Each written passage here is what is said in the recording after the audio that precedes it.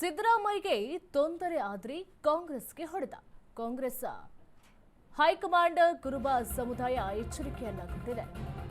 ಸಿದ್ದರಾಮಯ್ಯಗೆ ತೊಂದರೆ ಆದ್ರೆ ಅದೇ ಕಾಂಗ್ರೆಸ್ಗೆ ಹೊಡೆತ. ಕಾಂಗ್ರೆಸ್ ಹೈಕಮಾಂಡ್ಗೆ ಕುರುಬ ಸಮುದಾಯ ಎಚ್ಚರಿಕೆಯನ್ನ ಕೊಟ್ಟಿದೆ. ಕುರುಬ ಸಂಘದ ಪ್ರಧಾನ ಕಾರ್ಯದರ್ಶಿ ಸೋಮಶೇಖರ್ ಹೇಳಿಕೆಯನ್ನು ಕೊಟ್ಟಿದ್ದಾರೆ. ಸಿದ್ದರಾಮಯ್ಯ ಶೋಷಿತ ವರ್ಗ ಮತ್ತು ರಾಜ್ಯದ ಮುಖ್ಯಮಂತ್ರಿ. ಕೇವಲ 2.5 ವರ್ಷಕ್ಕೆ ಸಿಎಂ ಅಂತ ಜನರು ವೋಟ್ ಅನ್ನ ಹಾಕಲಿಲ್ಲ. ಜನರ ಅಭಿಪ್ರಾಯದಂತೆ ಹೈಕಮಾಂಡ್ ನಡೆದುಕೊಳ್ಳಬೇಕು.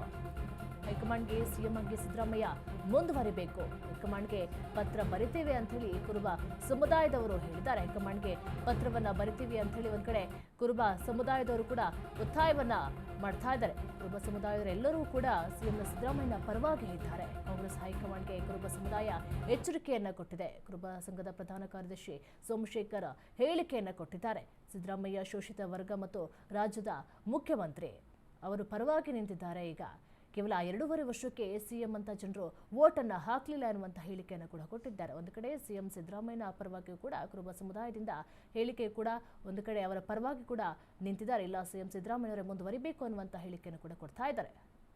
ಹೈಕಮಾಂಡ್ಗೆ ಪತ್ರ ಬರಿತೇವೆ ಅಂತ ಹೇಳಿ ಕುರುಬ ಸಮುದಾಯದವರು ಹೇಳ್ತಾ ಇದ್ದಾರೆ. ಅಹಿಂದ ನಾಯಕರು ಕೂಡ ಸಿಎಂ ಸಿದ್ದರಾಮಯ್ಯನವರ ಪರವಾಗಿ ಇದ್ದಾರೆ. ಸಿದ್ದರಾಮಯ್ಯಗೆ ತೊಂದರೆ ಆದ್ರೆ ಕಾಂಗ್ರೆಸ್ಗೆ ಹೊಡೆತ ಆಗುತ್ತೆ, ಅವರೇ ಮುಂದುವರಿಬೇಕು. ಕಾಂಗ್ರೆಸ್ ಹೈಕಮಾಂಡ್ಗೆ ಕುರುಬ ಸಮುದಾಯ ಎಚ್ಚರಿಕೆಯನ್ನು ಕೊಟ್ಟಿದೆ. ಒಂದು ಕಡೆ ಸಿಎಂ ಪರವಾಗೂ ಕೂಡ ಒಂದು ತಂಡ ಇದೆ, ಡಿಕೆಶಿ ಪರವಾಗೂ ಕೂಡ ಒಂದು ತಂಡ ಇದೆ. ಈ ಕಡೆ ಸಿಎಂ ಪರವಾಗಿ ಅಹಿಂದ ನಾಯಕರು ಕೂಡ ಇದ್ದಾರೆ. ಒಂದು ಕಡೆ ಸ್ವಾಮೀಜಿಗಳು ಕುರುಬ ಸಮುದಾಯರು ಕೂಡ ಇದ್ದಾರೆ. ಆ ಕಡೆ ಡಿಕೆಶಿ ಪರವಾಗೂ ಕೂಡ ತಂಡಗಳೇ ಸೃಷ್ಟಿಯಾಗಿದೆ. ಒಕ್ಕಲಿಗ ಸಮಾಜದವರು ಕೂಡ ಹೆಲ್ಪ್ ಮಾಡ್ತಾ ಇದ್ದಾರೆ. ಕೇವಲ 2.5 ವರ್ಷಕ್ಕೆ ಸಿಎಂ ಅಂತ ಜನರು ವೋಟ್ ಅನ್ನು ಸುತ್ತ ನಡೀತಾ ಇರುವಂತಹ ಗೊಂದಲಗಳಿಂದ ಆತಂಕಗೊಂಡಿರುವಂತಹ ಹಲವಾರು ಸಮುದಾಯಗಳೊಂದಿಗೆ ಕುರುಬ ಸಮುದಾಯವೂ ಸಹ ಒಂದು. ಸಿದ್ದರಾಮಯ್ಯನವರ ವಿಷಯವಾಗಿ ಬಹಳ ಎಚ್ಚರಿಕೆಯಿಂದ ತೀರ್ಮಾನವನ್ನ ಕೈಗೊಳ್ಳಬೇಕಾಗಿದೆ. ಅವರ ಗೌರವಕ್ಕೆ ಮತ್ತು ಘನತೆಗೆ, ಅವರ ವ್ಯಕ್ತಿತ್ವಕ್ಕೆ ಚ್ಯುತಿ ಬಂದ್ರೆ ಕರ್ನಾಟಕ ಅಷ್ಟೇ ಅಲ್ಲ, ಅದರ ಪರಿಣಾಮ ಇಡೀ ದೇಶದಲ್ಲೇನೆ ಆಗುವಂತಹ ಪರಿಸ್ಥಿತಿ ನಿರ್ಮಾಣ ಆಗೈತೆ. ಇದು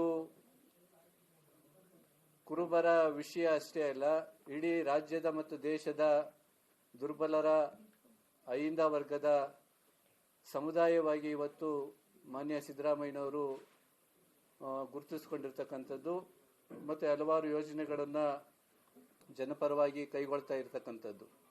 ಈ ಹಿನ್ನೆಲೆಯಲ್ಲಿ ಮತ್ತೊಬ್ಬ ಯಾವುದೇ ರಾಜಕಾರಣಿಯನ್ನ ನಾವು ವಿರೋಧಿಸುವಂಥದ್ದಲ್ಲ, ಅಲ್ಲಗಳೆಯುವಂಥದ್ದು ಅಲ್ಲ. ಇಲ್ಲಿ ಅಚಾನಕ್ ಆಗಿ ಈ ತರ